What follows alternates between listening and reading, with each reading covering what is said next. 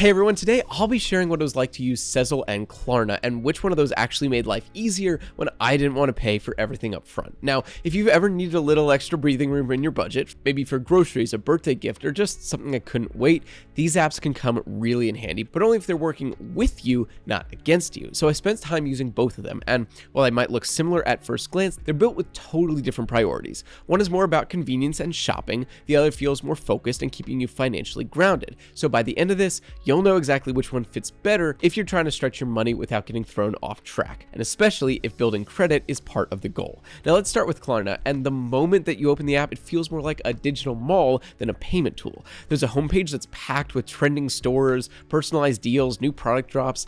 It's slick, responsive, and honestly kind of fun to scroll through. And at first, that actually made it feel more special. Plus, the checkout process is very smooth. Pick Klarna as your payment method, they run a soft credit check, and from there, you've got a couple options. Pay in 4 splits your purchase into 4 equal parts paid every 2 weeks. Pay in 30 lets you wait a full month before paying, and for bigger purchases, they also have longer term financing, but that will come with interest. And the app makes it easy to track your payments. You can see what's upcoming, what's been paid, and any new orders all in one place. Klarna even includes delivery tracking right inside the app, and it stores your loyalty cards digitally so you can keep everything together. The layout is quick to get around and visually clean, so keeping track of your purchases feels seamless. But one thing Klarna doesn't do, at least here in the US, is help with building credit. They're paying 4 and paying 30 plans don't get reported to credit bureaus, so even if you're paying on time every time, it won't show up on your credit report. Doesn't hurt you, but it doesn't help move things forward either.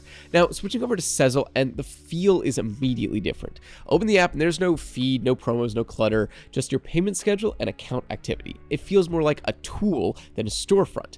And for me, that just made it a lot easier to stay focused. To use it, just pick Sezzle at checkout, they'll run a soft credit check, and then you're placed on their pay in 4 plan. That means a quarter up front and the rest split into 3 payments over 6 weeks. I used it a couple of times for stuff like gas and groceries, and it lined up well with my pay schedule. Now, one cool option I used more than I expected was their virtual card. Like this one day, I had to pick up a few things from Walmart, which doesn't work with Sezzle officially, but I just opened the app, created a one-time Visa card, and checked out like normal.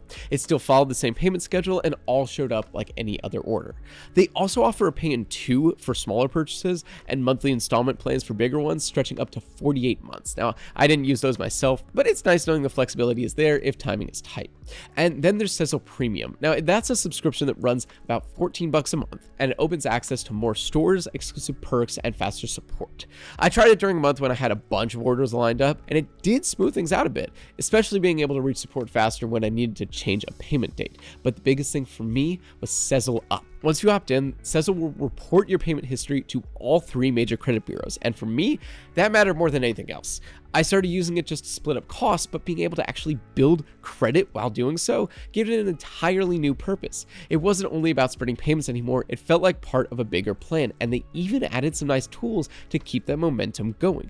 There's a section in the app called Money IQ, where you can learn basic financial stuff, how to handle debt, how to budget smarter, that kind of thing. And there's a payment streak system that rewards you for being consistent. They're little touches, but they help keep things moving in the right direction. And hey, if you're thinking of trying Sezzle, there's a link in the description and down in the comments, and it usually has some better deals than what you'd see on their websites, so feel free to check it out if you're curious. Now, when you compare the two, it's really about what kind of experience do you want. Klarna is great if you want one app that does a little bit of everything. Shopping, payments, tracking, promos. It's polished, packed with features, feels built for browsing. But that same design can also be distracting when all you want to do is just manage your purchases. And Sezzle is simpler, and that's what made it work better for me. It didn't try to upsell me, it didn't flood me with options, and it actually gave me tools that helped beyond just payment plans. I could reschedule payments when life got busy, use the virtual card in more places, even build credit for the habits I was already working on. Plus, when I needed help, Sezzle's messaging support was quick. Now, they're not as massive as Klarna, but I felt like that made it easier actually to get a personal response instead of being pushed to a chatbot.